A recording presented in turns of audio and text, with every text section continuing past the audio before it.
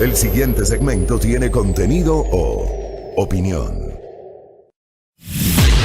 La entrevista en A Primera Hora. Analizamos los hechos del momento junto a sus protagonistas.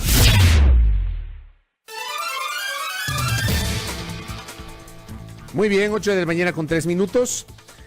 Gracias por la sintonía, gracias por los mensajes, gracias por continuar junto a nosotros. Entramos a la recta final de nuestro espacio de noticias. Di lectura hace minutos, aprovechando que tuvimos ese espacio para poder comentar, compartir con ustedes lo que dice la legislación respecto de los derechos de los trabajadores. Voy a contactarme en este momento con Jaime Arciniega. Él es integrante del Parlamento Laboral Ecuatoriano, nos acompaña, dirigente sindical, nos acompaña en esta mañana. ¿Cómo le va, don Jaime? Bienvenido, buenos días. Muy buenos días, Fabricio. Gracias por la invitación. Buenos días a sus oyentes. Usted es parte del Parlamento Laboral, pero también preside una confederación, ¿verdad? Sí, efectivamente, estoy también de presidente del Parlamento Laboral. Correcto. ¿Cómo ve usted las reformas laborales anunciadas en la Ley de Apoyo Humanitario primero y luego estas medidas que han sido anunciadas esta semana que básicamente golpean a los servidores públicos? Estuve revisando la legislación, la Ley Orgánica del Servicio Público. Corríjame si estoy equivocado, pero no hay argumento legal para que se reduzca la jornada laboral de 8 a 6 horas y que eso además provoque una reducción del salario de los servidores públicos. ¿Cómo le ve usted, Jaime Arciniega? Bueno, su lectura se ajusta a la nuestra. Nosotros estábamos el día de ayer revisando con el equipo asesor del Parlamento Laboral en el objetivo de buscar, bueno, cuál es la fuente que motiva al presidente de la República para tomar este tipo de medidas. Y evidentemente sobre esta famosa reducción de la jornada laboral y de la reducción del salario, evidentemente ni en la Ley de Servicio Público, ni en el propio reglamento, y menos todavía en la Constitución, porque la Constitución tiene capítulos importantes que hacen relación al tema de la remuneración y a la prohibición de regresividad de derechos. Pero yo partiría de su primer comentario que hizo Fabricio. Cuando se presentó por parte de la Presidencia de la República el proyecto de ley humanitaria con carácter de económica urgente, bueno, el tratamiento que tuvo la Asamblea y los resultados que se tuvo luego de que estaba previsto en ese proyecto una escala de contribución desde los trabajadores hasta los servidores, quiero decir, hasta el sector empresarial. Bueno, el resultado fue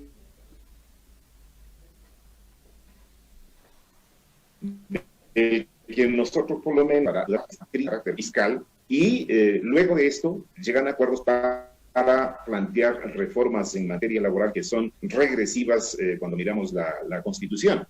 Entonces, decimos, si era una ley de carácter económica y urgente y les desconectó de la responsabilidad a la necesidad de la caja fiscal, ir por la vía de los tributos o la participación de quienes tenían rentabilidades superiores al $1 millón,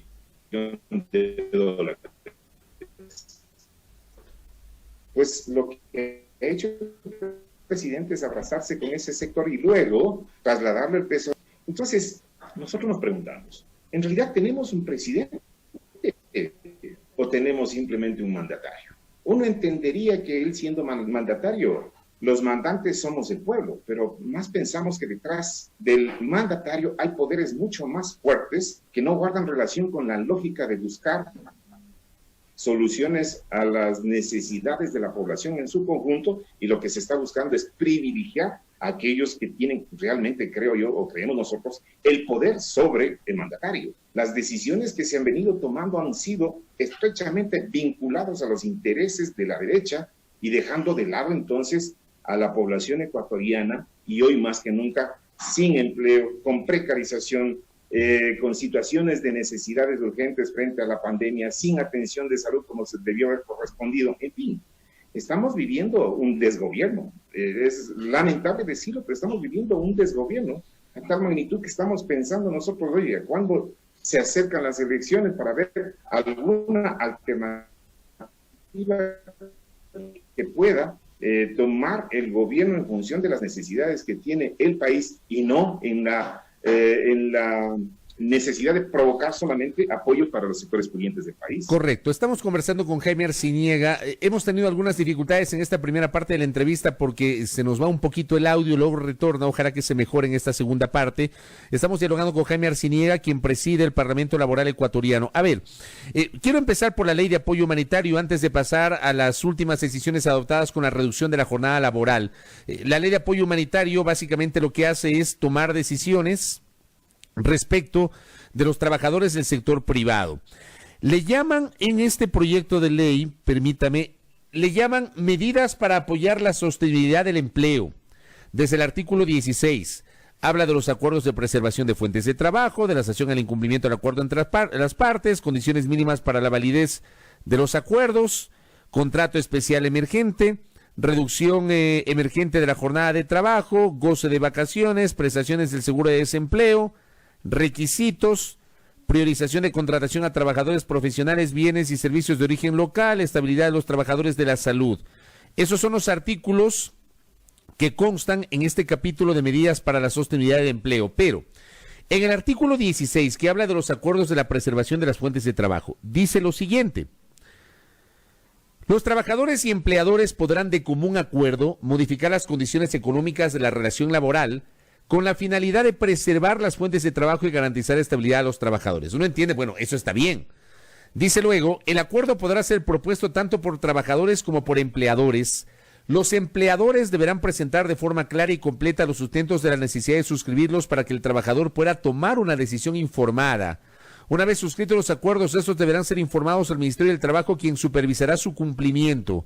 El acuerdo será bilateral y directo entre cada trabajador y el empleador. Mi pregunta es, ¿qué pasa si el empleador le presenta el justificativo, los argumentos o sustentos al trabajador sobre la necesidad de suscribir ese acuerdo de preservación de la fuente de trabajo y el trabajador considera que eso le va a afectar, pero que al mismo tiempo dice, bueno, prefiero esto a quedarme sin trabajo? O tal vez alguien que diga, no acepto esto y podría perder su trabajo porque evidentemente hay una asimetría en la relación de poder entre el empleador con el trabajador. ¿Usted cómo le ve este artículo 16 de este proyecto de ley de apoyo humanitario? Don Jaime. Fabricio, lamentablemente la comunicación está bastante intercortada, casi no le comprendo, pero no sé si usted me alcanza. Yo le escucho en este momento. ¿Usted me escucha bien ahí? Sí, algo intercortado, pero de todas maneras yo quisiera un poco comentar lo que en la parte que al menos alcancé a escucharlo. Por favor. A ver, ¿las leyes tienen carácter retroactivo aquí en el país o tienen vigencia a partir de la publicación en el registro oficial? Cuando se habla de sostenibilidad del empleo, uno entiende que la ley, una vez que se promulgue, que dicho sea de paso, todavía no está promulgada, pero las leyes tienen vigencia plena a partir de la suscripción o de la publicación en el registro oficial, es decir, no tiene carácter retroactivo. Lo que se está pretendiendo entonces es legislar contra natura, porque un tema tan delicado como este, y en mayor razón todavía por la difícil situación en la que nos encontramos en cuanto al tema del empleo, y si le ponen entonces a dialogar entre empresario y trabajador, recuerde que en todo caso, el capital se impone lamentablemente a la parte más débil de la relación. Entonces, ¿qué va a suceder? Que el empleador le va a decir, estas son las condiciones en las cuales te voy a contratar. ¿Lo tomas? Y si dice, ¿estás de acuerdo? Y si no lo tomas, dice, bueno, mira, hay una cola enorme de trabajadores que están en espera para poder entrar a laborar en reemplazo tuyo. Entonces, ese tipo de acuerdos que se van a imponer desde la fuerza del capital, obviamente quien tiene la menor oportunidad de llegar a un acuerdo o imponer de alguna manera también su criterio van a ser los trabajadores. Entonces, en ese sentido, decimos, a ver, si se va a hablar de sostener el empleo. Deberían haber otras alternativas como las que planteamos nosotros hace un momento, que en función de necesidad de fortalecer particularmente a la mediana, a la pequeña y a la microempresa, debe facilitarse entonces créditos desde la banca pública y aún también con regulaciones que debería establecer la Junta de Política Monetaria para bajar las tasas de interés que le permitan entonces reactivar el aparato productivo, particularmente de las pequeñas empresas. Entonces, ahora mismo, que las microempresas o que las pequeñas industrias tengan acceso al crédito con tasas de interés que superan el 26-28%, pues obviamente se vuelve inviable. Y cuando se planteó al sector empresarial anteriormente que se hiciera una contribución también para paliar estas debilidades que en materia de financiera tienen estas pequeñas industrias, bueno, el gobierno nacional prefirió abrazarse con ellos y trasladarnos, como dije, el peso de la responsabilidad o el peso de la crisis hacia los trabajadores. Entonces, nada que implique la transgresión a la Constitución, nada que implique también la racionalidad de aplicación de la ley puede permitirse en el país, porque si no, caso contrario, estaríamos viviendo una anarquía e impondría entonces el gobierno no al estilo democrático, sino al estilo dictatorial, y eso no podemos nosotros permitir. Correcto. Eso en ese artículo, que evidentemente hay aquí una discusión sobre esta relación de poder. Voy de la ley de apoyo humanitario a las decisiones expresadas en las últimas horas por el Ejecutivo. El decreto ejecutivo 1053, que lo que hace es reducir la jornada de trabajo de los servidores públicos, incluyen un ítem, el literal C, en el reglamento, en el artículo 25 del reglamento de la Ley Orgánica del Servicio Público. Digo, he revisado el artículo 25 de la Ley del Servicio Público, he revisado el artículo 25 del reglamento y no encuentro base legal, base jurídica que permita que el empleador, en este caso el Estado Central, pueda reducir 2 horas del tiempo de trabajo de los trabajadores y que del sector público, y que eso implique además una reducción de su salario. ¿Cómo analizan ustedes esta última decisión adoptada por el Ejecutivo, don Jaime Arciniega? Bueno, en el país y en el mundo están establecidas claramente las jornadas laborales. Las jornadas laborales son de 8 horas diarias, así dice nuestra legislación, y los pagos se los pueden hacer semanal, quincenal o mensualmente. Es decir, 8 horas diarias, 40 a la semana, más o menos 160 horas al mes. Y cuando el gobierno nacional, bajo esta premisa de reducir la jornada laboral y con ello reducir también la remuneración del trabajador, transgrede la Constitución de la República, porque en el país no estamos laborando meses de 28, de 27 o 24 días, porque en la práctica, si sumamos esas 2 horas diarias, van a terminar siendo 5 días menos de trabajo al mes, y con ello también la reducción salarial, aunque el ministro ha señalado que es del 16.6%, que impactaría en la reducción del salario, pero la Constitución de la República no admite pues la posibilidad de que se pueda reducir el salario. Pero miremosle por otro lado. Si el gobierno nacional no tiene la fuerza suficiente para poder imponer por la vía fiscal tributos para cubrir las necesidades que se tiene en la caja fiscal, bueno, de todas maneras entonces debería buscarse alguna forma de paliar a través de los créditos que han venido desde el exterior para cubrir esas necesidades. Pero el impacto que va a tener ese trabajador, ese servidor público en este caso en particular, es que va a tener una reducción del salario y con ello una pérdida del poder adquisitivo. Pensemos entonces, a menor capacidad de compra por la reducción salarial, ¿se dinamiza la economía? No, se pauperiza la economía. Muchos de estos trabajadores también compran en el sector informal, también se ve afectado entonces el sector informal por la falta de poder adquisitivo o por la pérdida de poder adquisitivo en este caso. Las industrias, el comercio, el mismo Estado, a través de los impuestos del valor agregado, cuando no tenemos capacidad de compras, pierde el país. Vamos a perder prácticamente todos. Con ello, sume la seguridad social, que por sí ahora mismo hay más de 162,000 trabajadores que han salido al desempleo. A medida también que afecta la seguridad social por el tema del desempleo.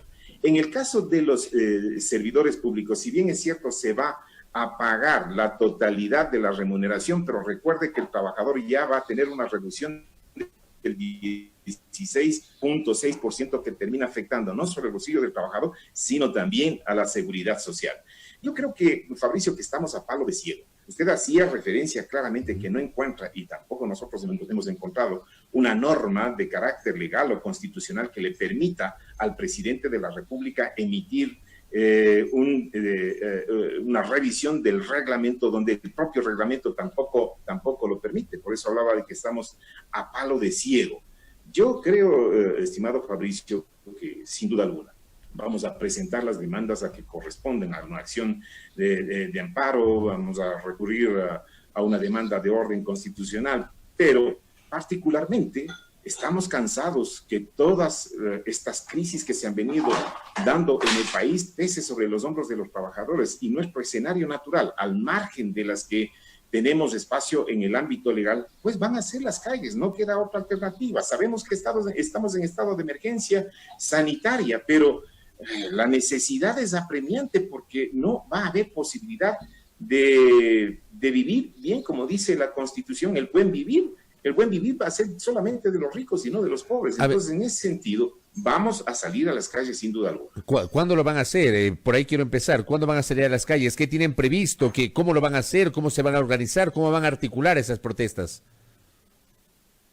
Mire, estos son temas sensibles particularmente por las características en las que estamos atravesando, quiero decir, por la pandemia. Tampoco podemos poner en riesgo a aquellos trabajadores que eventualmente podrían estar sometidos, a un impacto de esta naturaleza. Me estoy refiriendo a los trabajadores que tienen más de 60 años o los que tienen también enfermedades catastróficas que no podrían estar. Pero de todas maneras, el tema de las movilizaciones van a ser a nivel nacional y durante las horas que sean permitidas.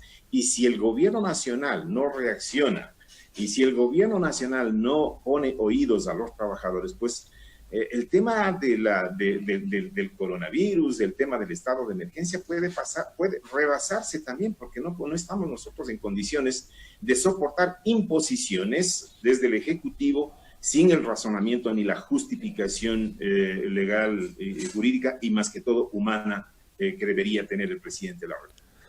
¿Y las acciones de inconstitucionalidad o de protección, ustedes tienen previsto, tienen ya en el radar alguna fecha, van a elaborar algún documento? ¿Cómo lo van a hacer? Bueno, se está ya prácticamente elaborado. También de paso le comunico que vamos a presentar a la Fiscalía igualmente una acción de carácter penal por incumplimiento de resolución de autoridad judicial, en este caso de la Corte Constitucional, respecto a que tanto el presidente de la República cuanto el ministro de Finanzas no están cumpliendo con el aporte del 40% que por disposición de la Corte Constitucional no se lo está haciendo. Entonces, ¿a dónde quieren llevarnos? También al caos en la seguridad social. Nosotros haremos y ejerceremos el derecho que tenemos de demandar por la vía judicial tanto al ministro de Finanzas cuanto al presidente de la República, porque no están cumpliendo ni con la norma constitucional y tampoco con la sentencia de la Corte. En algún momento el Parlamento Laboral Ecuatoriano dialogó con el gobierno, estuvo cerca del gobierno. Le hago esta pregunta porque Lenín Moreno este domingo cumplirá 3 años e iniciará su último año de mandato.